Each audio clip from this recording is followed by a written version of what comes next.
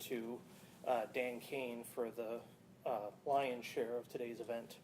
But this week, Brown County is officially proclaiming Tornado and Severe Weather Awareness Week. Whereas tornadoes have the potential to pose a great risk to the safety of everyone in Brown County and the state of Wisconsin, while causing great devastation to public and private property. And whereas severe thunderstorms can produce powerful wind gusts, large hail, flood-producing heavy rains, and dangerous lightning, which pose a threat to the safety and property of Brown County residents. And whereas Brown County residents are participating in a virtual tornado drill at 1:45 p.m. and 6:45 p.m. on Thursday, April 10th, during which they are encouraged to practice going to their tornado shelter locations and discuss preparedness strategies with their family.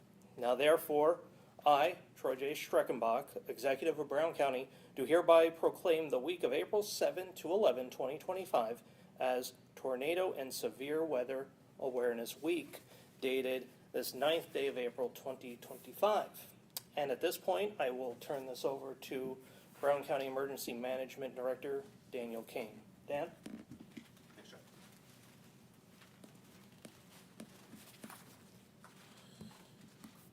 All right. Good afternoon. I'm Dan Kane, Brown County Emergency Management Director. The reason we're here today, as Jeff mentioned, is for Tornado and Severe Weather Awareness Week. I want to thank the executive for his support and acknowledgement of such an important week in our state and our county. The purpose of today is to encourage the public to become more informed and resilient to severe weather and tornado season, which typically runs from about April until September. And a more prepared and informed public leads to a quicker and more safe response and recovery effort following these types of events. Wisconsin averages about 23 tornado events every year, and in 2024 we had 45 tornadoes, which is the third highest recorded in the state's history, including one that was 25 miles to the northwest of Brown County and one that was about 5 miles to the southwest of Brown County. So needless to say, these events do happen, and they do happen in our area. Over the last 14 years, Brown County has averaged 10 severe weather warnings per year, including severe lightning, strong winds, or hail, as well as one tornado warning per year in that same span. So in response to that, there are some things we encourage the public to do to be better prepared for these types of things. Go over those with you now. The first is to be informed about severe weather. We talk about this every year. Understanding that severe storms are capable of producing not just tornadoes, but straight line winds as well, that are just as strong in terms of wind speed as tornadoes. 80, 90, 100 plus mile an hour wind speeds with severe wind potential that can also damage structures and create a lot of damage to trees and power lines. Know the difference between a watch and a warning. A watch simply means that conditions are present for these types of events to take place. A warning means they're actively happening or about to happen. That is when you really should be thinking about taking actions during your warning. Understand that we strongly encourage folks to do that action first and then look to validate the warning after the fact. Too often we see throughout the country cases where people want to validate the warnings they're getting through a phone, weather app, etc., before actually taking action and securing themselves and making themselves safe. And they get caught up in the storm as a result. And so we encourage folks to first take action and then look to validate after the fact. Have multiple ways to receive these alerts as well. Don't just rely on one thing like a cell phone or a weather app. Make sure you have multiple ways. Weather apps, radio, TV are all good options, as well as a NOAA weather radio as well, battery powered as well, to help ensure that even if you lose power or your phone dies or something to that effect, that you will still have the ability to receive alerts and warnings. Having a kit we'll talk about here. Our emergency kit is another important strategy that you can use to make sure that you and your family are prepared. You want to make sure that you have a kit that both suits you or your family's needs with the goals of safety, maintaining modern convenience and comforts, or aiding in the recovery process. And those are really the three things we talk about when it comes to building a kit. So under the element of safety, first aid kit's very important. Whistle, if there's debris trapping you inside your home or residence, a whistle could be a good way to get out an alert for help. NOAA weather radio, we talked about that already, with the battery power backup to ensure that it's always available when you need it. personal protective equipment such as masks, gloves, that type of a thing, sturdy boots and shoes to ensure that you're safe that way, and a fire extinguisher. Under the convenience section, we would have things like food and water, flashlights, batteries, blankets, extra clothing, books or games for children, and a phone charger. Think of things that would you'd want to have available to you should you need to, should those things be lost during an event. And from a recovery standpoint, cash in small denominations is important. If ATMs are down or they're not able to accept credit cards, we're very used to using those in today's modern era. The ability to still have cash in small denominations where you don't have to break large bills is important to make sure that you can still purchase goods and things even if the power's out and you don't have access to buying goods and services. As well as a waterproof container that you can store important documents in, another great tool. Things like medicational information, deeds, social security information, marriage or birth certificates, and insurance policies can all be kept in a waterproof container that can go with you if you need to make sure that all that important documentation isn't lost after one of these events. In terms of, this is a great at-home kit to have with you in your emergency shelter at your home, or if you have the ability to, or if you're going to need to leave your home as it's not safe to be in your residence during one of these storms, you can have this version in a go kit as well. It's something that you can take with you and go and take with you to wherever your shelter location may be. Understand that your home may not be directly impacted by these events, but it might impact trees, power lines, and things around your home, which might cause you to be able to not be able to leave your house for an extended period of time. It might not be safe to do so, so ensuring that you have 2 to 3 days, ideally, of supplies on hand to be able to cover yourself and your family in terms of food, water, and that type of a thing, and your other essentials. Should you need to leave your home for any reason after this event, and you need to utilize perhaps a hotel or a Red Cross shelter, do you have the items in your kit available to be able to weather that storm for the couple days, the essentials again, from a convenience standpoint and recovery standpoint.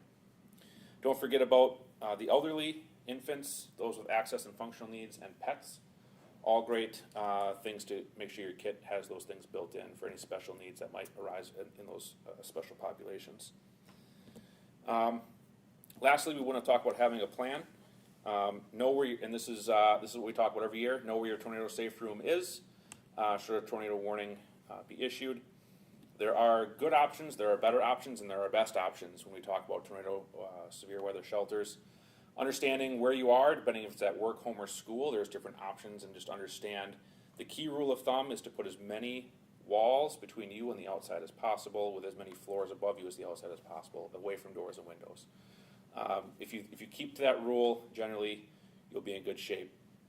Understand that, for example, a bathroom is a typical place that people would like to go, but if the bathroom in a bathtub might be in the exterior wall of your residence, a more preferred option might be a closet or something more interior that's away from the exterior wall, even though a bathroom typically could be a good place, but if it's on the exterior, again, prioritize windowless and most walls possible on the interior of your home.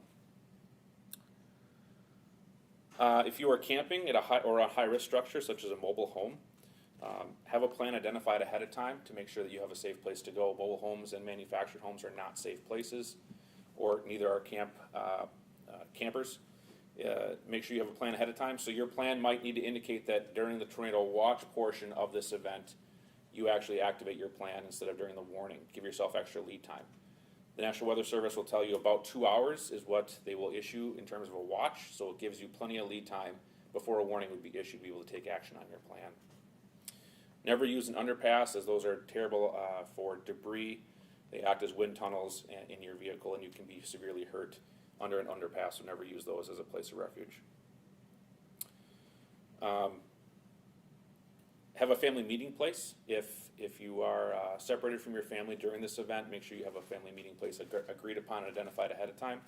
Phones might not be working during these types of events, so if you can't get through, congestion on the phone network might be happening, or they might be down. Understanding that texting might be a good option to help get through instead of a phone call, if it's just congestion related. And then, will you have a place to go if your home is damaged? Again, if you do have to leave your home, will you have access to a hotel or family or friends in town, or will you have to stay at a shelter?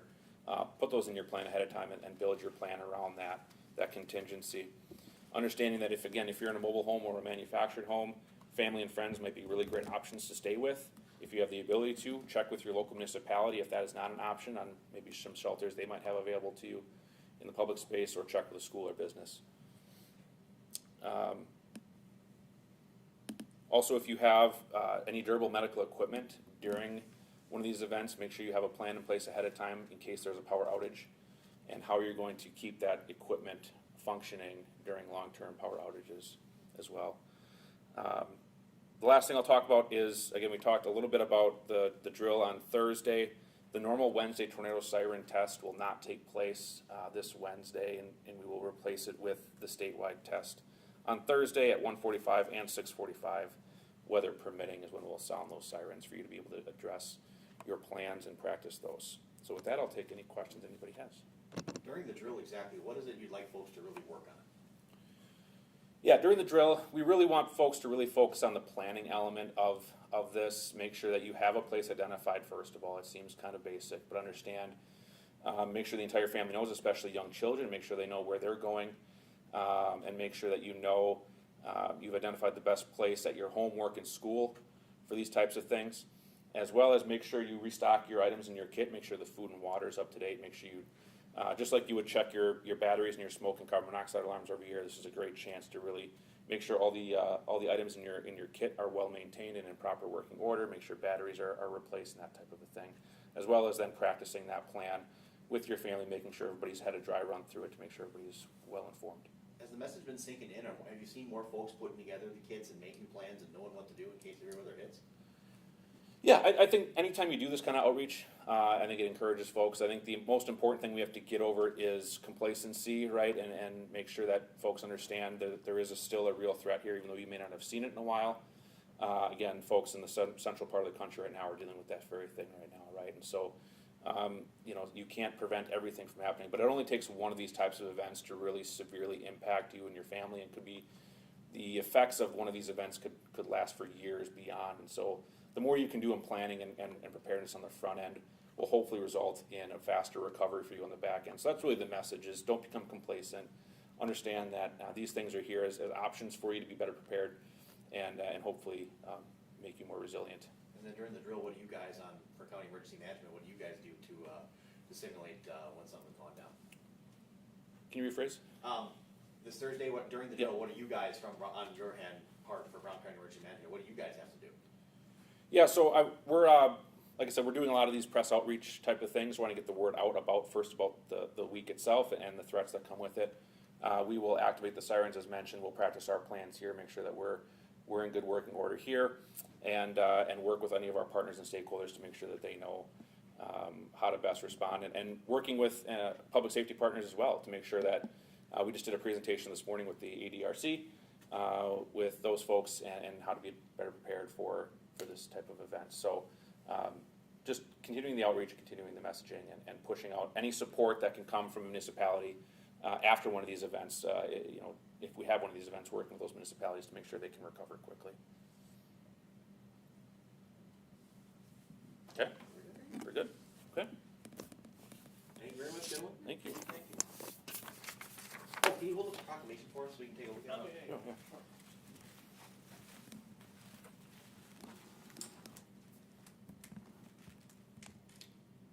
Get a little lower so you can see your beautiful face.